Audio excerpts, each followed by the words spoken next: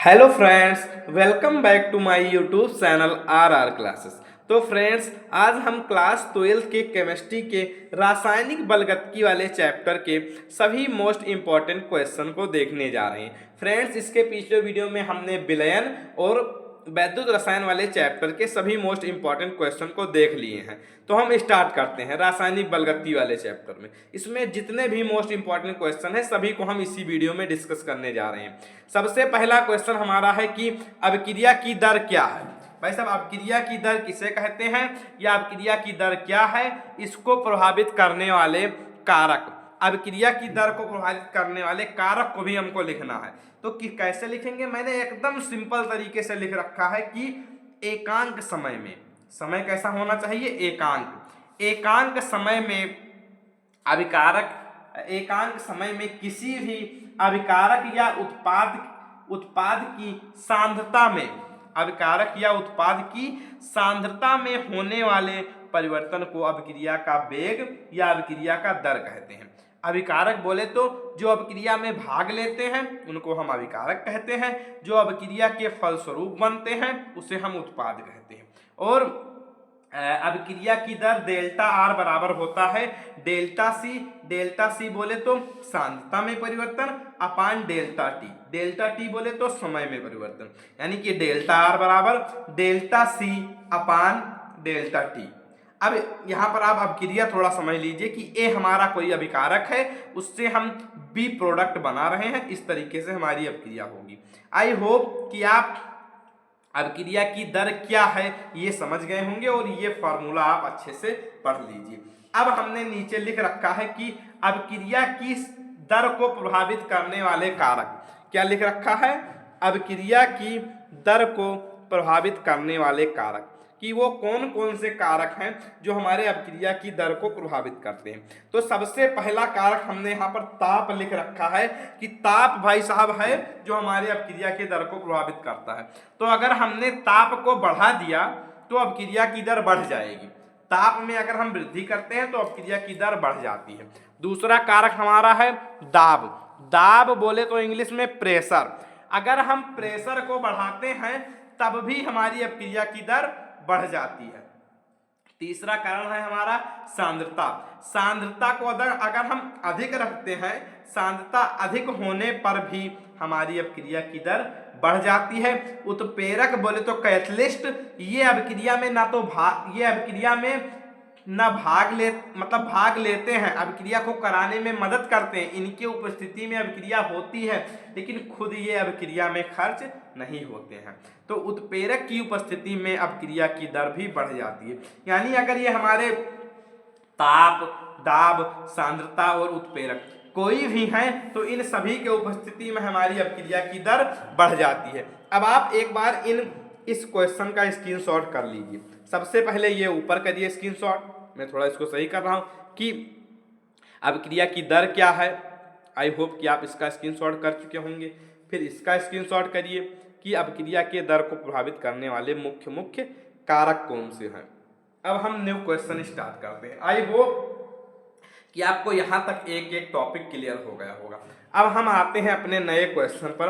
हमारा नया क्वेश्चन है जो कि बहुत मोस्ट इम्पॉर्टेंट है कि शून्य कोट की अभिक्रिया से आप क्या समझते हैं। भाई साहब, आपके बोर्ड एग्जाम में हर साल पूछा जाने वाला क्वेश्चन कि शून्य कोट की अभिक्रिया से आप क्या समझते हैं, इसके वेग स्थिरांक, भाई साहब इसका वेग स्थिरांक और व्यंजक, वेग स्थिरांक का व्यंजक और मात्रक दोनों चीज आपको इंपॉर्टेंट है। और इसका मात्रक आपके जो ऑब्जेक्टिव वाला क्वेश्चन होता है उसमें पूछा जाता है। तो एक बार आप डिफिनीशन को पढ़िए। क्या लिखा है कि वह अभिक्रिया जिसमें अभिकारक की दर, आई होप आप अभिकारक की दर समझ गए होंगे।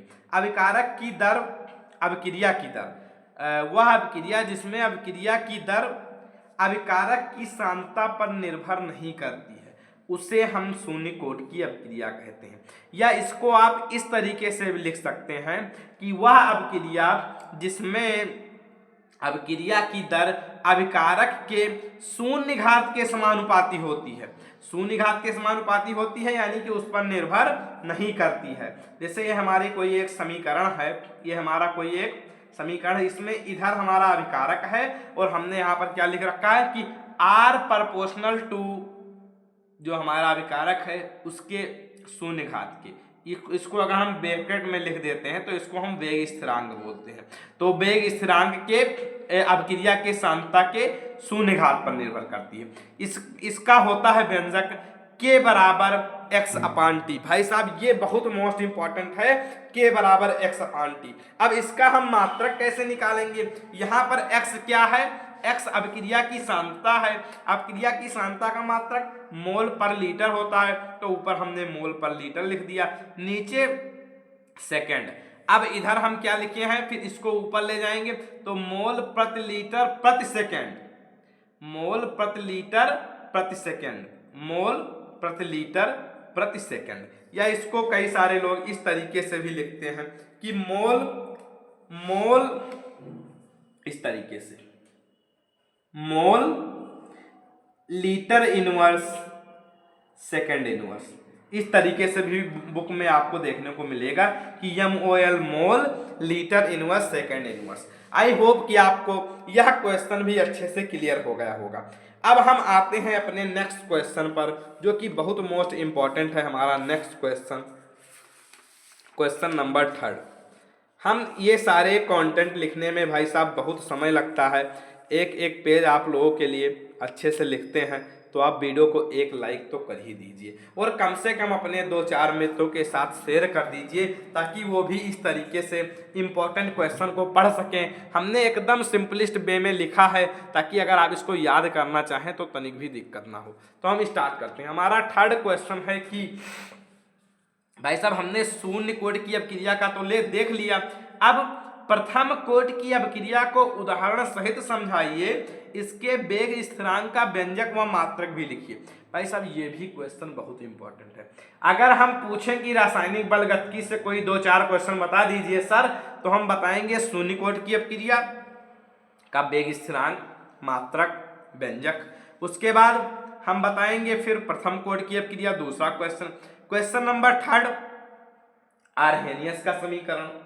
यही 3 क्वेश्चन और अभिक्रिया की दर, ये 4 टॉपिक अगर तैयार कर लिया आपने तो मान लीजिए कि इस चैप्टर में महारत हासिल कर लिया। तो हम स्टार्ट करते हैं कि वह अभिक्रिया जिसमें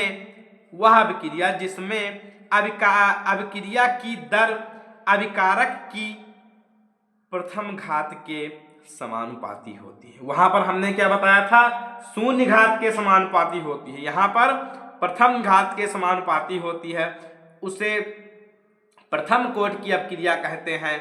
अभिक्रिया की दर को हम इस तरीके से लिखेंगे कि के ये हमारा कोई समीकरण है जिसमें ये अभिकारक है, ये उत्पाद है।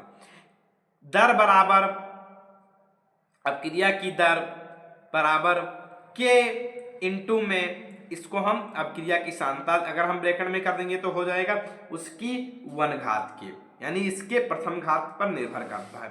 अब इसका जो भाई साहब व्यंजक है वो मोस्ट इंपॉर्टेंट है, जो कि हमने नीचे लिख रखा कि के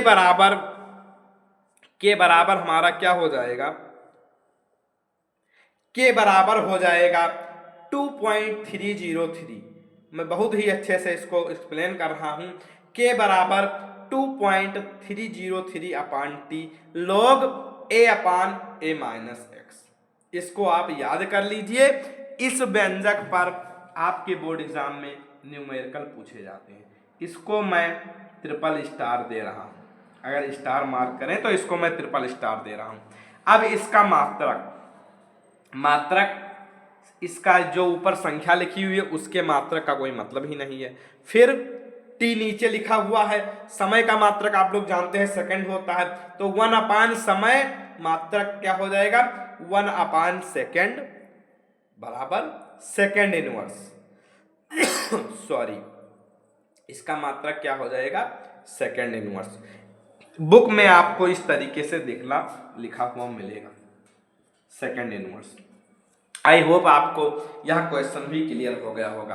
बोलते बोलते थोड़ा गला सूख जाता है तो हम पानी पी रहे हैं। अब हम अपने नेक्स्ट क्वेश्चन पर आ रहे हैं। नेक्स्ट क्वेश्चन हमारा बहुत ही इंपॉर्टेंट है कि आरहेनियस का समीकरण। भाई साहब आरहेनियस समीकरण को प्रयुक्त प्रतीकों के साथ लिखना है। भाई साहब उसमें जो जो प्रतीक उपयोग हो रहे हैं उसके नाम भी हमको यहाँ पर लिखने हैं। तो हम स्टार्ट करते हैं। क्या लिखा हुआ है कि आरहेनियस समीकरण को समझने के लिए, अगर हम आरहेनियस समीकरण को समझना चाहते हैं तो उसके लिए आरहेनियस वेग स्थिरांक के को क्या हम बोलते हैं? आरहेनियस वेग स्थिरांक। ठीक है, आरहेनियस ने वेग स्थिरांक हम के को बोलते हैं तथा टी को क्या बोलते हैं? परमताप बोलते हैं। के बीच एक संबंध बताया जिसके अनुसार, अब मेन पॉइंट यही लिखा हुआ है कि आरहेनियस समीकरण के अनुसार ताप बढ़ाने पर वेग के चरघातांकी रूप में वृद्धि होती है।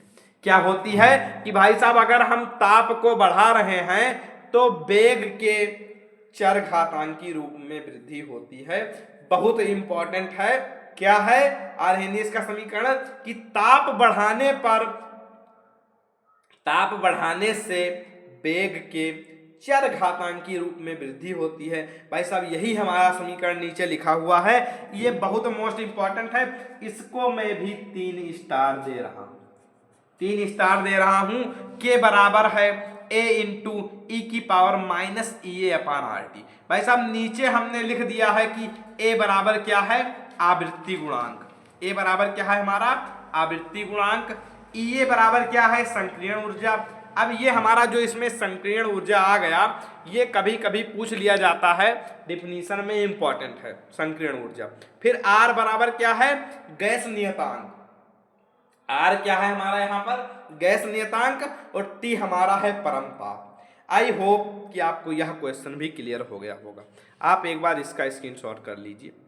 मैं शायद ऊपर वाले क्वेश्चन का स्क्रीनशॉट कराना भूल गया, तो आप कर लीजिए एक बार, कोई दिक्कत की बात नहीं है। और इस वीडियो की पीडीएफ जो है वो आपको टेलीग्राम चैनल आर क्लासेस, इसके लिए आपको मैं डिस्क्रिप्शन में एक लिंक दे दूंगा। टेलीग्राम चैनल आर क्लासेस को ज्वाइन करना होगा। उस पर मैं चैप्टर 1 से लेकर चैप्टर 3 तक सभी वीडियोस की प्लेलिस्ट अभी एक साथ कर डाल देता हूं। मैंने अलग अलग सभी वीडियो की प्लेलिस्ट डाल रखी है। मैं एक में सभी वीडियो की मतलब अलग अलग जो सभी वीडियो के पीडीएफ हैं वो मैंने पहले से वहां पर अपलोड कर रखे हैं, लेकिन मैं अभी जाकर चैप्टर 1 से लेकर चैप्टर 3 तक सभी जो हमारे वीडियोस बने हुए हैं इंपॉर्टेंट क्वेश्चन के, उसके पीडीएफ मैं एक साथ कर डाल देता हूं ताकि आपको कहीं भी खोजने की जरूरत ना पड़े, आप बिल्कुल भी डिस्ट्रैक्ट ना हो। हम स्टार्ट करते हैं न्यू क्वेश्चन पर। हमारा जो 5th नंबर का क्वेश्चन है वो भी भाई साहब बहुत मोस्ट इंपॉर्टेंट है, उसको मैं स्टार्ट करता हूँ। 5th नंबर का क्वेश्चन हमारा इंपॉर्टेंट है, उसको हम स्टार्ट करने वाले हैं। आई होप कि आपको अभी तक सारी चीजें क्लियर हो गई होंगी। क्वेश्चन नंबर 5, ये भी हमारा मोस्ट इंपॉर्टेंट टॉपिक है। क्वेश्चन नंबर 5 क्या है कि संकीर्ण ऊर्जा को परिभाषित कीजिए। ये क्वेश्चन आपके बोर्ड एग्जाम में कई बार आया हुआ है कि संकीर्ण ऊर्जा किसे कहते हैं, संकीर्ण ऊर्जा को परिभाषित कीजिए। तो कैसे आप लिखेंगे कि संकीर्ण ऊर्जा वह न्यूनतम ऊर्जा है, भाई साहब वह न्यूनतम ऊर्जा है जो अभिकारक को उत्पाद में परिवर्तित होने के लिए आवश्यक है। यानी अगर हम कोई अभिकारक ले रहे हैं, कोई रिएक्टेंट ले रहे हैं, उससे प्रोडक्ट बनाना चाहते हैं, तो उसमें संकीर्ण ऊर्जा का विशेष रोल होता है और ये आवश्यक है कि अभिकारक उत्पाद में बदले। इसके लिए आवश्यक ऊर्जा जो लगती है वो हमारी संकीर्ण ऊर्जा है। आवश्यक न्यूनतम ऊर्जा, ये बिल्कुल ना भूलना, न्यूनतम ऊर्जा संकीर्ण ऊर्जा है। अब हमने संकीर्ण ऊर्जा के बारे में कुछ पॉइंट यहाँ पर लिख रखे हैं। पहला पॉइंट है कि संकीर्ण ऊर्जा जितनी कम होगी अभिक्रिया का वेग उतना ही अधिक होगा। भाई साहब संकीर्ण ऊर्जा कम होनी चाहिए, उससे अभिक्रिया का वेग उतना ही अधिक होगा। दूसरा पॉइंट हमने यहाँ पर लिख रखा है कि ताप बढ़ाने पर सक्रिय अणुओं की सांद्रता में वृद्धि होती है जिससे अभिक्रिया का वेग बढ़ता है। भाई साहब अगर हम ताप बढ़ा रहे हैं तो उसमें सक्रिय अणुओं की सांद्रता में वृद्धि हो रही है और उससे हमारा वेग बढ़ता है। तीसरा पॉइंट हमने लिख रखा है कि जब सक्रिय अणु परस्पर टकराते हैं तो सक्रियत संकुल मध्यवर्ती यौगिक बनता है। भाई साहब जो हमारा सक्रिय अणु है अगर वो आपस में टकराएगा तो उससे सक्रियत संकुल मध्यवर्ती यौगिक बनता है, जो कि मोस्ट इंपॉर्टेंट है। अब इस वाले टॉपिक का भी मैं आपको स्क्रीनशॉट कराए देता हूँ। लीजिए एक बार इसका स्क्रीनशॉट करिए। आई होप अभी तक आप स्क्रीनशॉट कर चुके होंगे। अब मैं जो क्वेश्चन बताने जा रहा हूं, क्वेश्चन नंबर 6, जो कि बहुत मोस्ट इंपॉर्टेंट है और ये लॉन्ग में पूछा जाता है। क्या है कि प्रथम कोटि की अभिक्रिया के लिए वेग स्थिरांक का व्यंजक प्राप्त कीजिए। भाई अभी हमने जो यहाँ पर लिख रखा है कि के बराबर, अभी हमने जो देखा था के बराबर 2.303 अपान टी लॉग ए अपान ए एक्स, इसका व्यंजक प्राप्त करना है। अगर आप कमेंट करेंगे तो इसके लिए मैं आपको अलग से एक वीडियो प्रोवाइड करूंगा 6, 7, 8 मिनट की, जिसमें हम वेग स्थिरांक का व्यंजक निकाल देंगे। अब हमारा ये क्वेश्चन लॉन्ग में पूछा जाता है, इस तरीके से पूछेगा कि अपक्रिया के वेग स्थिरांक का, प्रथम कोटि की अपक्रिया के वेग स्थिरांक का व्यंजक लिखिए। भाई साहब उसमें एक न्यूमेरिकल भी ऐड कर देगा। 5 नंबर का क्वेश्चन रहेगा और ये अगर सिर्फ व्यंजक निकालने के बोलेगा तो 3 नंबर में, 4 नंबर में भी दे सकता है। फिर हमारा जो 7वां मोस्ट इंपॉर्टेंट क्वेश्चन है वो है कि शून्य कोटि की अभिक्रिया के लिए वेग स्थिरांक का व्यंजक प्राप्त कीजिए। भाई साहब हमने जो अभी शून्य कोटि की अभिक्रिया देखा है कि के बराबर एक्स अपान टी, मैंने नीचे लिख रखा है के बराबर एक्स अपान टी, इसका अगर हम व्यंजक प्राप्त करने को आएगा तो ये भी पूछा जाएगा आपके बोर्ड एग्जाम में 3 से 4 नंबर में। और अगर न्यूमेरिकल ऐड कर देगा, न्यूमेरिकल जनरली प्रथम कोटि की अपक्रिया पर ही पूछे जाते हैं, तो ये 3 से 4 नंबर में आप तैयार कर लीजिए इस डेरिवेशन को। अगर आप कमेंट करेंगे तो इस डेरिवेशन को भी हम करा देंगे। ये दोनों डेरिवेशन आप जैसे ही कमेंट करेंगे, मैं कुछ कमेंट्स आपके देखूंगा, तुरंत वीडियो आपको मिल जाएगी। जनरली मैं इसका वीडियो जल्दी ही बनाने वाला हूं। और फिर हमारा जो 8वां मोस्ट इंपॉर्टेंट क्वेश्चन है वो है कि अभिक्रिया की कोटि और आणविकता में अंतर लिखिए। ये क्वेश्चन मैं कल एक वीडियो अपलोड करूंगा जिसमें रहेगा कि मैं आपके जो क्लास 12 के केमिस्ट्री की बुक है उस पूरे बुक में जितने भी अंतर हैं सभी अंतर को एक वीडियो में लेकर आने वाला हूं। तो कल शाम तक वो वीडियो आपको, कल शाम तक या परसों शाम तक आपको वह वीडियो पब्लिक मिल जाएगी, जिसमें मैं सारे बुक के, मतलब पूरे बुक के सभी अंतर को कराऊंगा और उसमें यह क्वेश्चन भी रहेगा। आई होप कि आपको यह वीडियो बहुत अच्छी लगी होगी और इस वीडियो से आपके बोर्ड एग्जाम में आपको बहुत हेल्प मिलेगी। आई होप कि आपको अभी तक कराए गए सभी क्वेश्चन समझ में आ गए होंगे। अगर आपको वीडियो समझ में आ गई है तो आप वीडियो को लाइक करिए, चैनल को सब्सक्राइब करिए, बेल आइकन को प्रेस करिए ताकि रोज आने वाले वीडियो की नोटिफिकेशन सबसे पहले आपके पास पहुंचे। तो फिर मिलते हैं नेक्स्ट वीडियो में नेक्स्ट टॉपिक के साथ। मैं इसी तरीके से आपका बोर्ड एग्जाम होने तक सभी मोस्ट इंपॉर्टेंट क्वेश्चन को लाता रहूंगा, तो आप चैनल को सब्सक्राइब कर लीजिए। मिलते हैं नेक्स्ट वीडियो में नेक्स्ट टॉपिक के साथ, तब तक के लिए बाय बाय, जय हिंद।